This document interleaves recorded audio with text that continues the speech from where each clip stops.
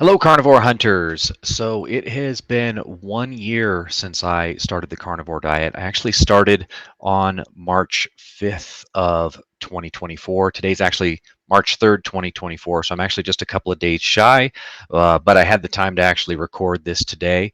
Plus, since it's leap year this year, I guess I earned that extra day back. So I wanted to share with you guys what I accomplished this year in terms of weight loss and body fat percentage. My brother and I have already talked in great detail all of our ailments that have healed over the course of the last year. But I know a lot of people do come to the carnivore diet specifically for weight loss and, more important, body fat loss, right? So I do want to share that with you guys today.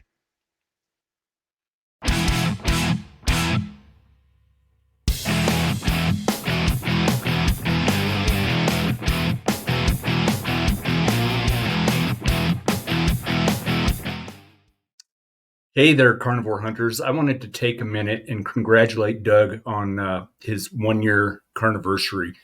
Um, it's because of you, Doug, that I wound up on this crazy journey that we're on right now, and I've never felt better. Typically the older brother is supposed to be the mentor and guide his siblings along the way. I'm the oldest of four. In this instance, you've shown me a path to healthier living that I never would have believed was possible. In fact, a year ago, I thought eating this diet was going to kill me.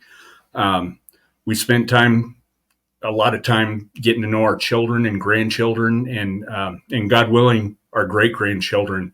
So here's to many more years of health and happiness. Happy carniversary, Doug.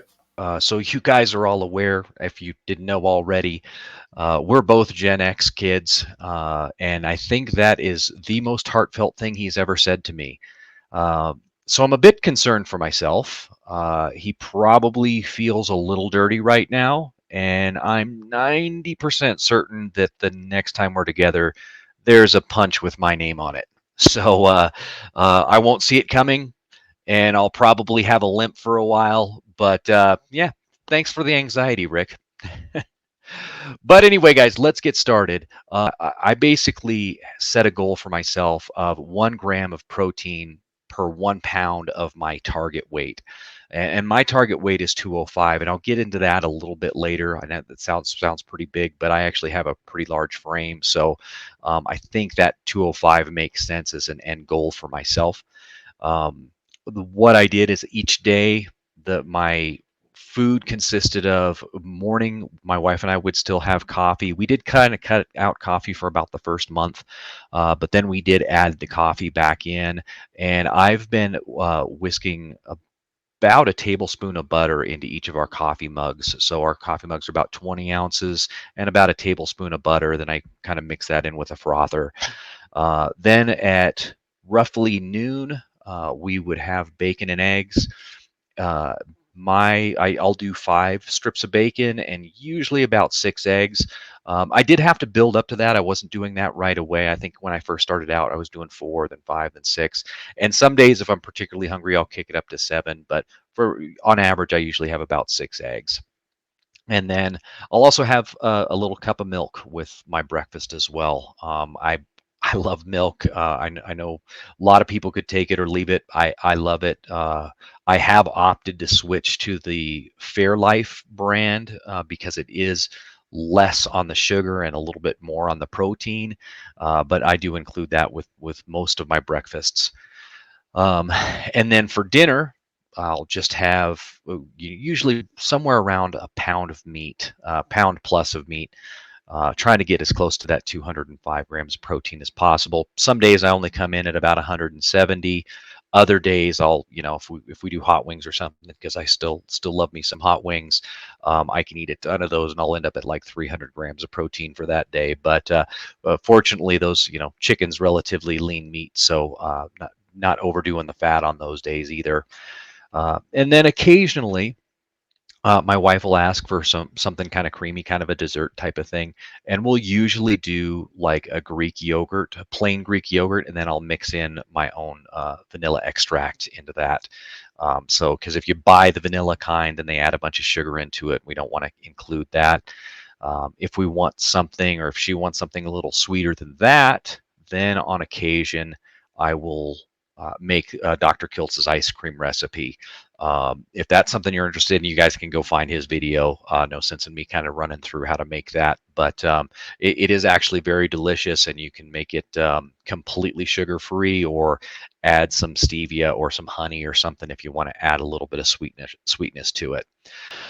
Now, the one thing that we will have that's kind of a treat, my wife kind of insistent on this. She did want to include her creamer uh, on weekends. We don't do this every day, but on this Chobani coffee creamer, it is a natural creamer, but they do add a little bit of cane sugar to it. So did kind of keep that up to a minimum, just kind of a Saturday Sunday thing.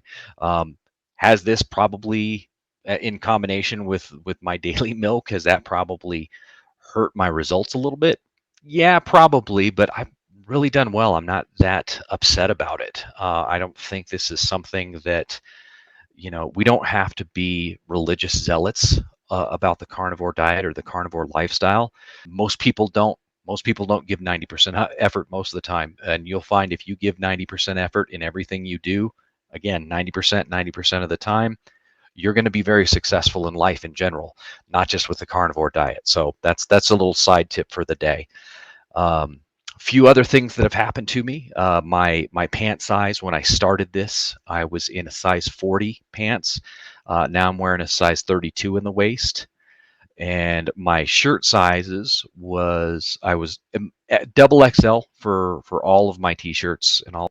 Like if you can be 90% carnivore, the vast majority of the time, you're going to see great results.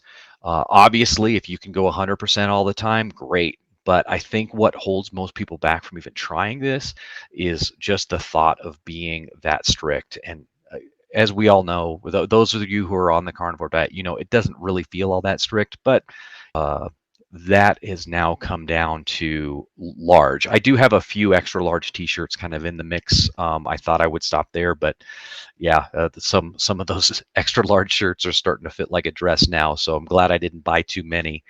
And the final strip is I cut 6 inches off my belts earlier today. I have several of these ratcheting belts from Core Essentials.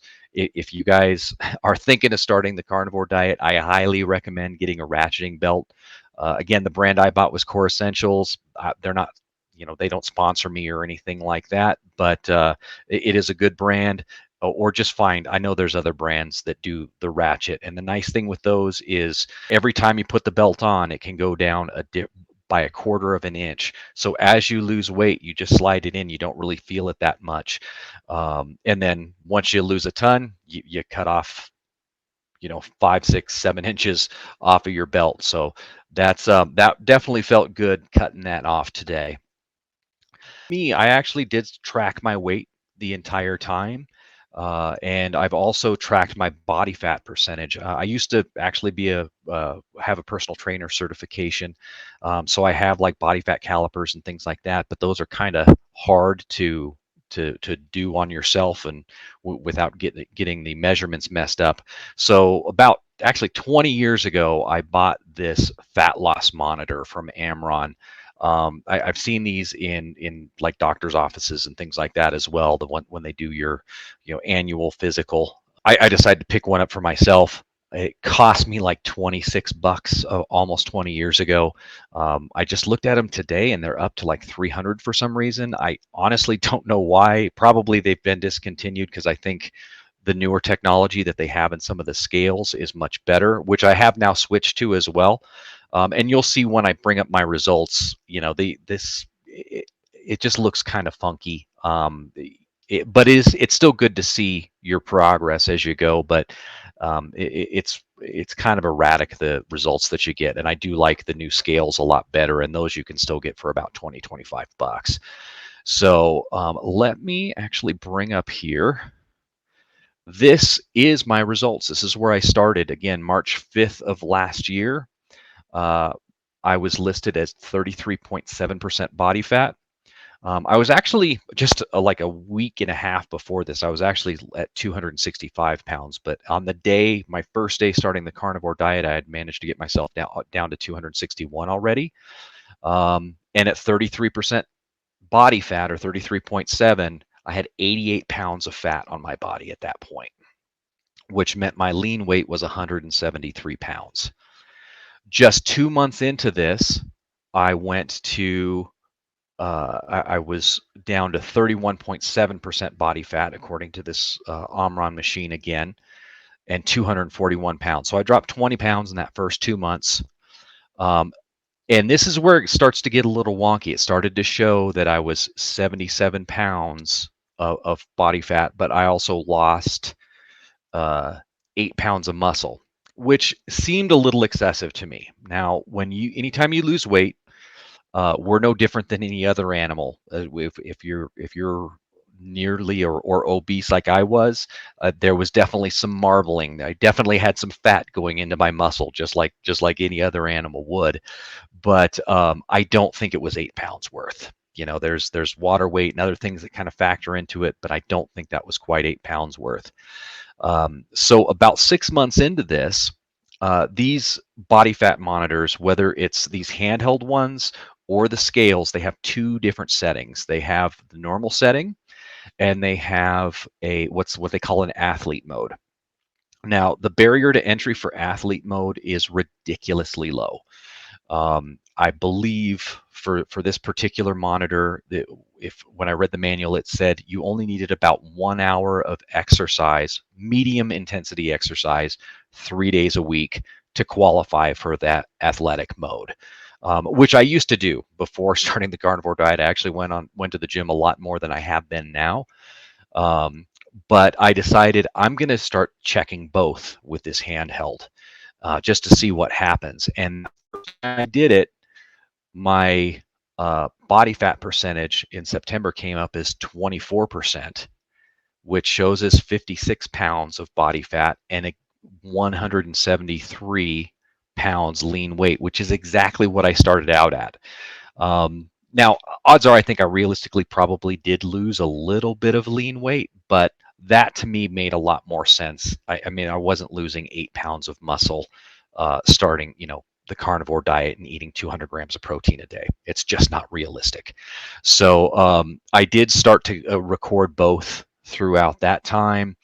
Come December, uh, again, in the athlete mode, it said I was 23.2%, 51 pounds of body fat, and 168 pounds lean, kind of showing kind of funky there.